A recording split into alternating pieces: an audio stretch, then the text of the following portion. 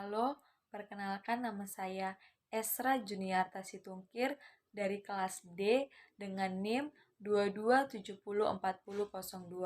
Pada kesempatan kali ini, saya akan menyelesaikan tugas ujian akhir semester dari mata kuliah Dasar Kependudukan. Mortalitas adalah ukuran kematian rata-rata dari penduduk dalam suatu daerah atau wilayah tertentu. Keadaan hilangnya semua tanda-tanda kehidupan secara permanen yang dapat terjadi setiap saat setelah kelahiran hidup. Faktor-faktor yang mempengaruhi mortalitas dibagi dua, yaitu faktor internal dan faktor eksternal, yang termasuk ke dalam masalah faktor internal seperti umur, kelamin, penyakit, kecelakaan, kekerasan, bunuh diri. Faktor eksternalnya seperti tekanan psikis, kedudukan sosial, ekonomi, pekerjaan, tingkat pendidikan, tempat tinggal, pencemaran lingkungan, fasilitas kesehatan, politik, dan bencana alam. Ukuran mortalitas seperti perinatal mortality rate atau angka kematian perinatal, angka kematian kasar, tingkat kematian menurut umur, angka kematian balita, angka kematian neonatal, angka kematian bayi, angka kematian ibu, angka kematian pasca neonatal, angka abostur, dan angka kefatalan kasus. 2. Pengertian angka kematian ibu.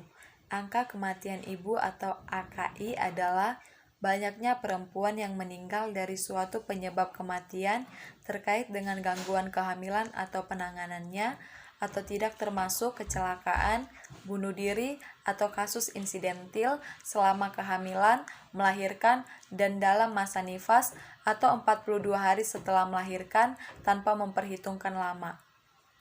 Depkes Republik Indonesia membagi 3 faktor yang mempengaruhi kematian ibu, yaitu faktor medik, faktor non-medik, dan faktor pelayanan kesehatan. Penelitian dilakukan untuk mengetahui faktor-faktor risiko yang mempengaruhi kematian ibu yang terdiri dari faktor medik, non-medik, dan pelayanan kesehatan. Ada 2 ukuran angka kematian ibu, yaitu maternal mortality rate dan maternal mortality ratio. 3. Fertilitas. Fertilitas merupakan hasil reproduksi nyata dari seorang atau sekelompok wanita. Sedangkan dalam bidang demografi, fertilitas adalah suatu istilah yang digunakan untuk menggambarkan jumlah anak yang benar-benar dilahirkan dalam keadaan hidup. Fertilitas dapat dipengaruhi oleh 2 faktor, yaitu faktor demografi dan faktor non-demografi. Faktor demografi antara lain usia, umur perkawinan pertama, lama perkawinan, paritas atau jumlah persalinan yang pernah dialami saat perkawinan. Ukuran-ukuran fertilitas, angka fertilitas diukur berdasarkan jumlah kejadian, dibagi dengan jumlah penduduk yang menanggung resiko melahirkan atau exposed to risks. Ada beberapa persoalan yang dihadapi dalam pengukuran fertilitas, seperti angka fertilitas menunjukkan 2 pilihan atau 2 jangka waktu pendek atau 1 tahun, dan jumlah kelahiran selama masa reproduksi. 4. Migrasi. Migrasi adalah gerak penduduk yang melintas batas wilayah asal menuju ke wilayah tujuan dengan niatan menetap. Faktor-faktor yang mempengaruhi migrasi ada 2, yaitu faktor pendorong dan faktor penghambat. Yang termasuk faktor pendorong migrasi adalah 1. Sumber-sumber alam, 2. Lahan pekerjaan di tempat asal, 3. Tekanan dan diskriminasi politik atau agama, 4. Tidak cocok lagi dengan budaya daerah asal, 5. Alasan pekerjaan atau perkawinan yang menyebabkan tidak berkembangnya karir pribadi, 6. Bencana alam. Faktor penghambat migrasi seperti 1. Jalinan persaudaraan dan kekeluargaan di antara masyarakat, 2. Sistem gotong royong pada masyarakat, 3. Penduduk sangat terikat pada pertanian. Adapun ukuran dasar untuk mengetahui tingkat migrasi suatu daerah dengan menghitung angka mobilitas, angka migrasi masuk, angka migrasi keluar, angka migrasi neto, dan angka migrasi neto. Adapun jenis migrasi yang paling dominan terjadi di negara Indonesia adalah transmigrasi dan urbanisasi. Selanjutnya, peranan kesehatan masyarakat dalam 1. Mortalitas. Penyebab tingginya angka kematian di Indonesia merupakan tanggung jawab bersama, sehingga perlunya peran tenaga kesehatan masyarakat dalam meningkatkan kembali pemberdayaan masyarakat yang sudah luntur di masyarakat. Optimalisasi kegiatan posyandu dalam peningkatan pengetahuan, cepat tanggap dalam mengambil keputusan, dan memudahkan akses pelayanan kesehatan.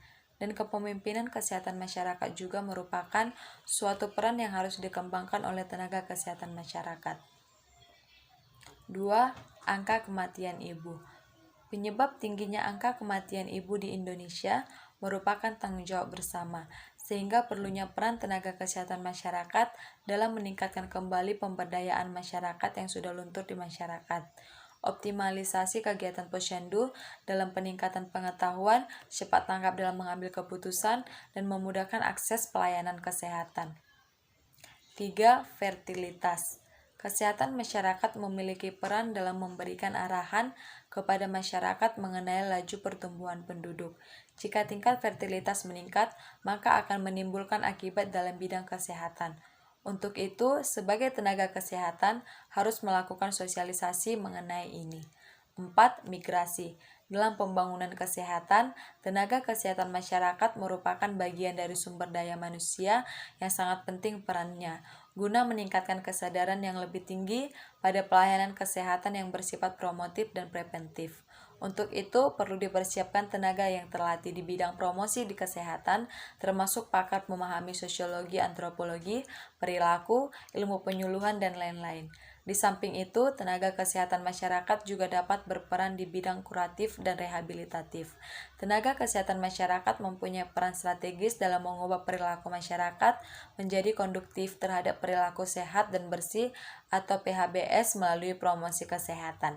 Sekian hasil presentasi saya ucapkan terima kasih.